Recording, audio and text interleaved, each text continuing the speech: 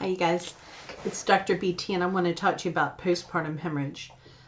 This is really important for us to talk about because this is one of the largest reasons for loss of life in the maternity unit. And so people think that since the baby's born everything is fine, but in fact this is one of the most dangerous areas. So what is a postpartum hemorrhage? The definition, ACOG has just updated their definition of what a postpartum hemorrhage is.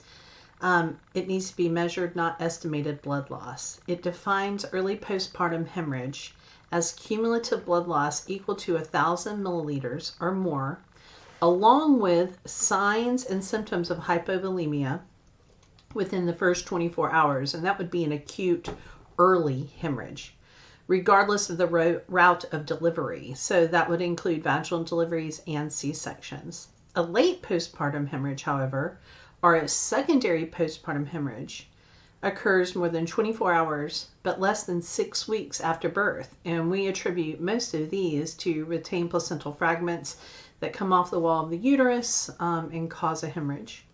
And then, of course, every unit needs a hemorrhage cart. A hemorrhage cart is like an emergency cart that all of our supplies are kept in, and that we can readily access to stop some of the bleeding.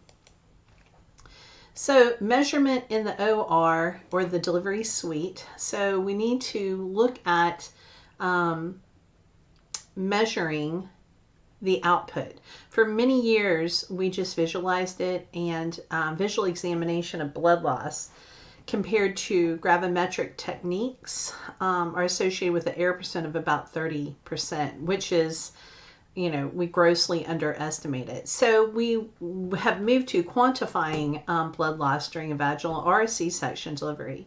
So in order to do that, we must get the dry weights of the pads, of the any type of sponges that we're using to catch the blood, weigh them, and determine if clots are there for a cumulative volume. And then the equation used to calculate the blood loss is on a wet item. It's wet item minus the dry item equals the gram weight in milliliters of blood. It's a 1-to-1 ratio. So 1 gram equals 1 milliliter. If we get out of the delivery suite or out of the C-section and we start to see heavy bleeding, we can do a peri-pad measurement. And a peri-pad measurement is just looking at how long it takes them to completely saturate a peri-pad.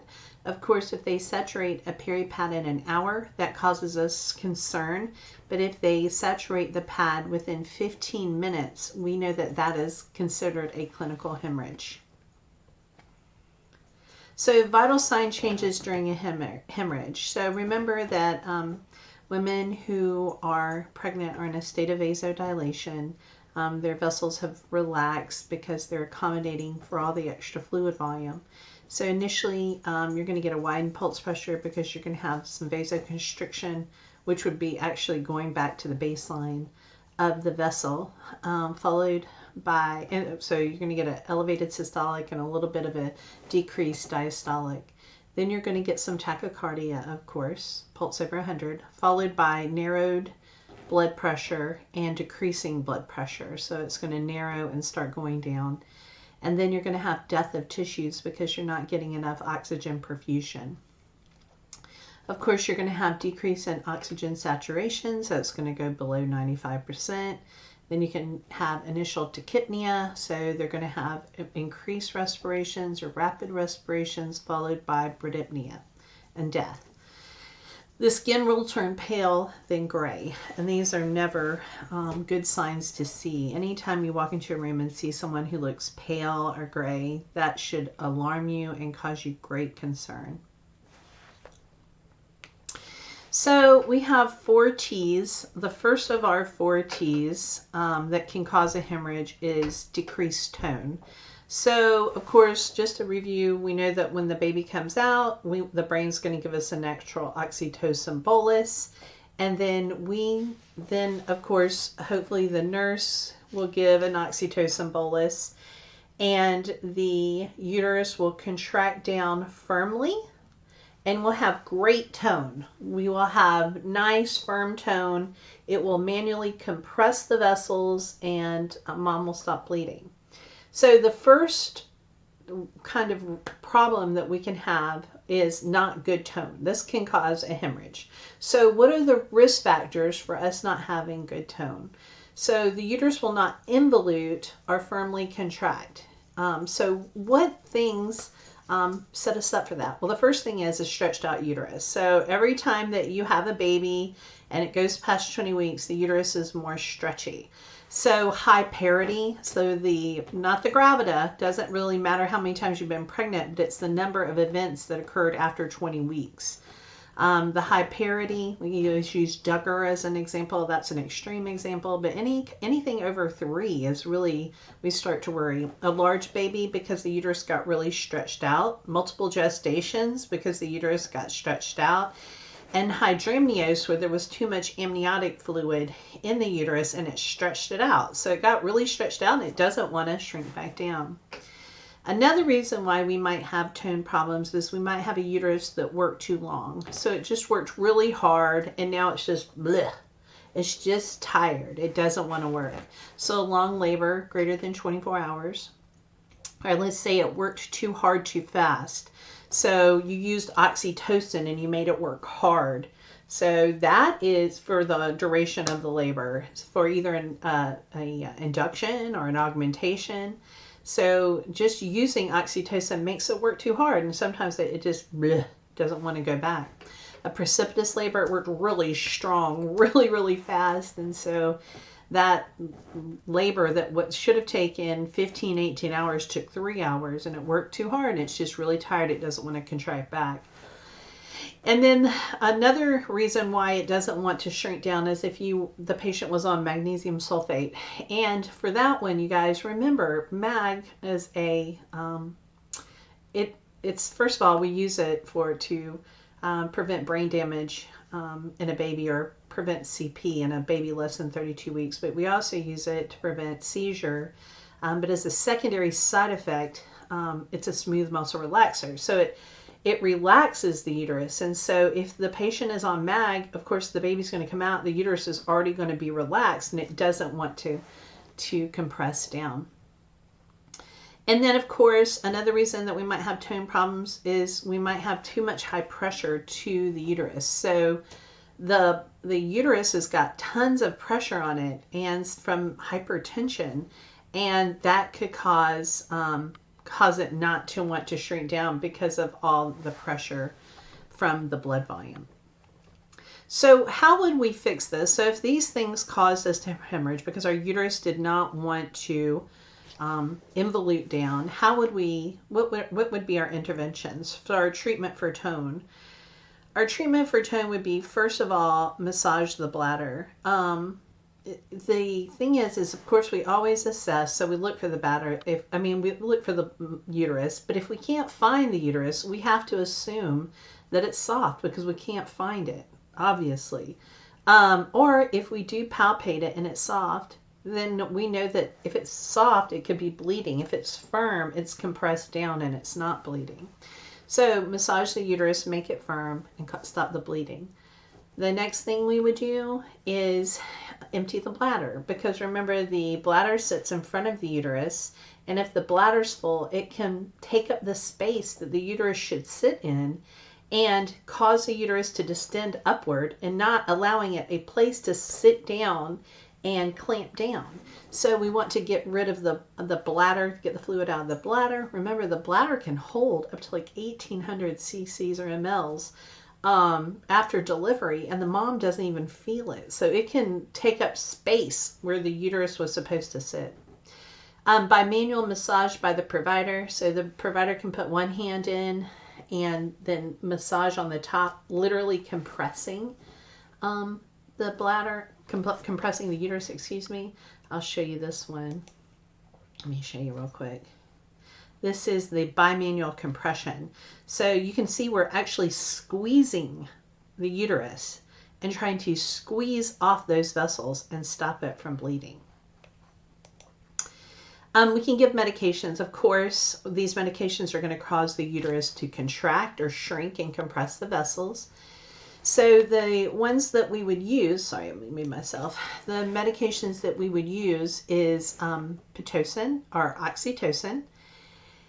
And this is a very traditional, normal medication to get after delivery just to cause that nice, strong contraction. We usually give it IV. And then if, say for instance, we got through the difficult period, we were giving IV Pitocin and we wanted to lengthen the time that the Pitocin was on board, we could give some IM. Misoprostol Cytotec in the rectum. So we can take misoprostol or Cytotec, and it's a prostaglandin, and we can put it in the rectum, and it will cause a very strong uterine contraction, up to 1,000. Of course, it's contraindicated if someone has a 3rd or 4th degree laceration. In the acute phase, we can put it in the rectum, and then we can follow it with by mouth prostaglandin, misoprostol or Cytotec for a longer period of time to make sure it's nice and contracted. Methylphenidate or Methergin is a systemic all through the body vasoconstrictor that we can give. It's IM. Of course, you would never want to give this one to a hypertensive because it can cause them to have a stroke. So it's completely contraindicated in someone with hypertension. 15-methylprostaglandin, Prostin 15, carbiprost, hemabate, it's all the same drug. So this is a prostaglandin that causes a big uterine contraction. And so with this one, it can precipitate an asthma attack, and we don't give it to people with hypertension. The last one is dinopristone or prostaglandin E2. Again, this is a prostaglandin that can cause a big contraction, and we don't give it with asthma, hypotension, or hypertension. Okay, I talked about the bimanual compression, which is very early. Then we give our medicines, and then we can do a Bactri balloon tamponade. So I'm going to go to that. I'm going to show you real quick. So this is a Bactri balloon, and so we take this balloon. This has got cold. We try to get really cold fluid in here, and you put it in here and you instill it. So the balloon blows up, and then we massage from the top, and so literally the balloon is pushing out and we're pushing in, and we're trying to get hemostasis on the uterus. And so the Bactri balloon can be very, very efficient at causing pressure to the uterine wall. So you can see where it's pushing out against the uterine wall, and then we're pressing in, and we're giving all those medications to cause it to contract. So the Bactri balloon is an excellent tool as well. So this is for tone. Again, tone. So if tone is the problem, if the uterus is soft, we're going to do all of these interventions. Okay, now the next one is risk for hemorrhage tissue. So this will be tissue that would be left in after delivery. So the big one is retained placental fragments. So remember, we want the placenta to come off whole. We want the whole thing to come out. But if a little tiny piece stays in, the uterus is not going to get that big contraction. It's not going to get the big uterine involution, and it will cause the patient to continue to bleed. So anything that damages the placenta, causing calcifications and fragmented delivery of the placenta, all of these are risk factors. So anything that causes calcification, so age of the placenta greater than 41 weeks, hypertension, preeclampsia, eclampsia. We know that strong pressure can cause damage to the placenta. Smoking, we don't know about vaping yet, but could be. Cocaine causes vasoconstriction and damage to the placenta. Thyroid conditions.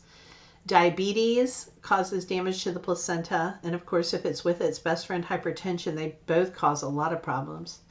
Obesity can cause problems because of the pressure to the uterus. And then we may have a situation where there's tissue adhered to the uterine lining that won't come off. So remember, the placenta sits on the endometrium, which you were going to shed. Remember, you were going to shed that during your menses. But when you got pregnant, that endometrium still sits there, but we call it something different. We call it the decidua. And remember, the placenta sits on top of the decidua. So the placenta should never be in direct contact with the uterine muscle. It sits on that temporary lining. So if we have scarring in our uterus and the placenta is seeking blood supply, or oxygenation, I should say, not really blood supply, but oxygenation, it can burrow through the lining. So you can see a placenta accreta is when it just barely goes through the lining, it penetrates the myometrium and it won't come off because now it's embedded in the uterus. A placenta increta goes all the way through the myometrium. So you can see it with my fingers, like it is deep and it's all the way on the other side of the myometrium. And then a percreta is when it's gone through there, and then you might have it attached to the bladder right here. Or it could go through the bladder and go to the pelvic bone. I've seen that, you guys. Again, it can do the same thing on the posterior aspect where it could go and attach to the colon. So, you know, these are 100% surgically have to be removed. And then, of course, if you have an abruption, we may have things coming out. We may have parts of the placenta that came out. We may have other parts that did not. So now the treatment for retained tissue. Obviously, call the provider for evaluation, especially if you see that there are chunks or pieces of the placenta are visible. You always, when it's delivered, you want to look at the placenta and make sure it's all whole. If there are pieces that are missing, we know that's a huge problem. The provider may have to come in, and as you saw in this picture here, them compressing it, they may take their hand and actually scoop out any retained placental fragments. Sorry. Okay. Do not feed them. They may have to go back to the OR for surgical removal of these parts, and then call anesthesia. You may need surgery if we can't get any of these fragments out. So the first thing we give is a tocolytic. We give terbutaline or breathine. Of course, we would never give that if the heart rate was over 110 to 130. But we give that to relax the uterus so that they can actually get those pieces out. Then after that, we can give all the same medications to contract the uterus down. Surgery to remove the fragment and tissue and then stabilize. If we can't get it out, we're going to have to go to surgery. And you guys, if we cannot get it out then and we can't stabilize them, then a hysterectomy is indicated because she will bleed to death. So we certainly don't want anything like that to happen. All right, the next risk is trauma. So with trauma, you guys, sorry, I keep moving myself around. But risk for hemorrhage is trauma. So anything that caused trauma to the uterus, vagina, cervix, labia, tissues can cause them to bleed. So anything that damages the tissue. So use of the forceps, remember we blindly put those in. Those can lacerate the vaginal walls and cause bleeding. Use of a vacuum, remember that goes in and we put that in blindly. It goes to the baby's head and it can damage the walls of the vagina. A shoulder dystocia resulting in a 3rd or 4th degree laceration. So they're torn and they're bleeding a lot from that actual tear or laceration. Uterine rupture, of course, if the uterus ruptures, there's trauma. We got to do something to stop that bleeding. Uterine inversion, of course, with a uterine rupture, we're going to have to go back to surgery for sure. Uterine inversion, they try to push it back in, just like they did here. But sadly, this presents a great risk for hemorrhage, and many times they have to actually go and do a hysterectomy. Bleeders from a C-section, so when they were doing the C-section and there were little vessels that were bleeding, those little bleeders can continue to bleed. And so many surgeons are very methodical in making sure they get each and every single bleeder. Please be patient with them because they want to make sure they don't have any issues. Placental abruption causing damage to the uterus. So if they were in a car accident, a trauma, fell down, they may have actually a laceration to the actual uterus itself. And then a hematoma. They could be bleeding into a sac somewhere of damaged tissue. It could be in their vagina. It could be their labia if they had a really rough delivery. It can be in their perineum. So there you can see vital sign changes, but you don't see any overt blood, but you do see swelling, or she does complain of pressure. So this would be trauma. All right, so the treatments for trauma, first you need to assess and figure out where it's coming from. So where is the blood coming from? So if you see blood coming out of the vagina and you palpate the uterus and it's hard, it is not coming from the top of the uterus. It is not because of tone. It's coming from somewhere else. It could be damage. The cervix could be lacerated, the vaginal walls, any of that. So the bottom line is, if the uterus is hard, it's not the uterus bleeding. If the uterus is hard and it still continues to bleed, you got to look for these other reasons why there's trauma. Inspect the tissues, the cervix, the uterus most likely is the source. The vaginal tissues is most likely the source of those forceps, vacuum, or precipitous delivery. Is anything swelling, labia perineum, pressure on their bottom, maybe overt or concealed hematoma? Maybe from tissue repair during a C-section or laceration. So they may have repaired it, but it's still continuing to bleed. So if you have a hematoma, definitely need to ice the site, insert a Foley. We want to stop that bleeding. And usually requires surgery for repair. So if it's for trauma and we can't get it stopped because the medications are not going to work, obviously we need to have surgical remedy of this situation. So nothing by mouth. Of course, it sets us up for risk for aspiration. Call anesthesia, and you must have an IV if we're going back to surgery. The last T is thrombin. So risk for hemorrhage, thrombin. This would be any coagulopathy. Sorry, I keep moving myself around. Any coagulopathy. So the big coagulopathies that we always think of is HELLP syndrome, hemolysis of erythrocytes, elevated liver enzymes, and low platelets, and DIC, disseminated intravascular coagulation, where we throw out all of our fibrin, all of our clotting factors. We can have an initial PE, and then after all of those are gone, we've lost all of our fibrin, and then we just bleed out. Decreased fibrin at the end of DIC. Von Willebrand's disease can cause it. Idiopathic thrombocytopenia purpura. This is just an autoimmune condition where the platelets go down during the course of life, but pregnancy is a autoimmune type condition as it is, and so you have less immunity, and so sometimes this one can show its head and the platelets will continue to drop. Hemophilia, there's many more, but these are the big ones that you need to concentrate on. So treatment for thrombin are for coagulation problems. Assess the history. You know, have you ever had bleeding before? Tell me what happened. How much did you bleed? Any abnormal bleeding? Do you have any family history or patient history? We got to try to figure out what's happening. We'll do labs. We'll do a CBC, a PT, PT, and INR. Oh, should not say INT. It should say INR. Let me go ahead and fix that. I apologize. And then a fibrinogen level. We want to provide oxygen because we know that she's not clotting. She's lost tons of red blood cells, and she can't transport oxygen. Medications, we can use FFP, fresh frozen platelets, to increase the clotting factors to elevate the platelets. Tranexamic acid is a big one. It's an antifibrinolytic, and so it decreases the conversion of plasminogen to plasmin. It prevents fibrin degradation and preserves the framework for the fibrin matrix and structure, so it keeps the fibrin on board. Then we may have to give whole blood or packed red blood cells. And remember, O negative is the universal donor, so we can give that one to anyone.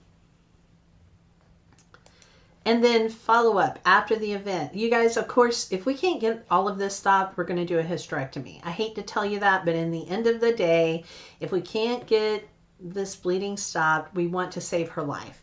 So we're going to need to do a hemoglobin and hematocrit to understand if we need further treatment, such as like giving blood.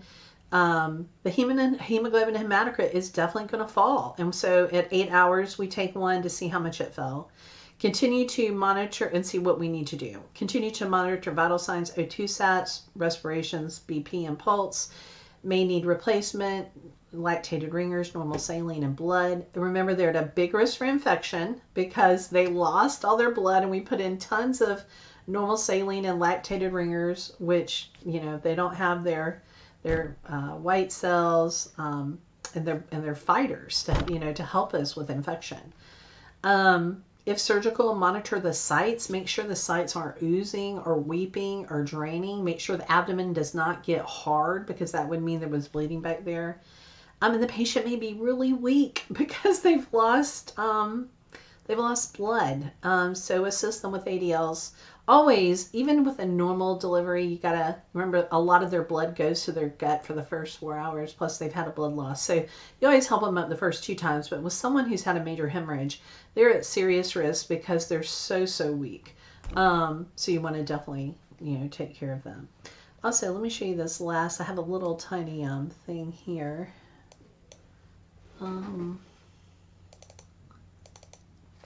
Yeah, so let me show you this real quick. Hold on.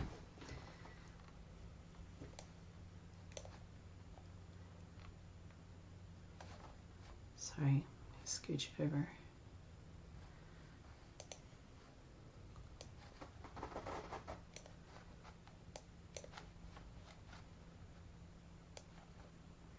I found this online and I think it's absolutely amazing. And it really does tell the story of what we need to do. So the 4 T's of postpartum, this is just a little schematic of it. I'm sorry about that. Let me stick myself up here. Stick myself over there. All right, so the 4 T's of postpartum hemorrhage. Tone, uterine atony. We're having a problem with the uterus tightening back up. So we want to make sure that we figure that out. Most of it is that. 70% of postpartum hemorrhages are that. And here's all of your treatments. Tissue, retained placental fragments, 10% of postpartum hemorrhages, and then here's all the treatment. Of course, we can use an ultrasound to see it, to visualize where the placenta was adhered on. Trauma is 20% of postpartum hemorrhages, so we can see the lacerations, hematomas, repair the tissues. And then thrombin, the coagulopathies are only 1% of the time, and it shows you everything else out here. So prevention, identify risk factors. So you guys, if you see these risk factors, get in 2 IVs to begin with, beginning at the beginning of labor, so that you have you have sites to put in fluid or blood. Active management in the 3rd stage of labor, controlled umbilical cord traction, don't pull at it. Of the physician, administration of IV oxytocin, which we know is pretty routine, fundal massage, empty the bladder. And we know the 4 T's are tone, tissue, trauma, and thrombin. And then early resuscitation. So make sure you get the OB there quickly. Have the crash cart or the hemorrhage cart there. Monitor the vital signs. Keep those things running. Make sure you have those 2 big IVs in. Administer oxygen and fluid. And on entry though, you should type and screen and put, anytime we have risk, we need to type, screen, and put 2 units of blood on hold, just as a precautionary measure. All right, thank you guys.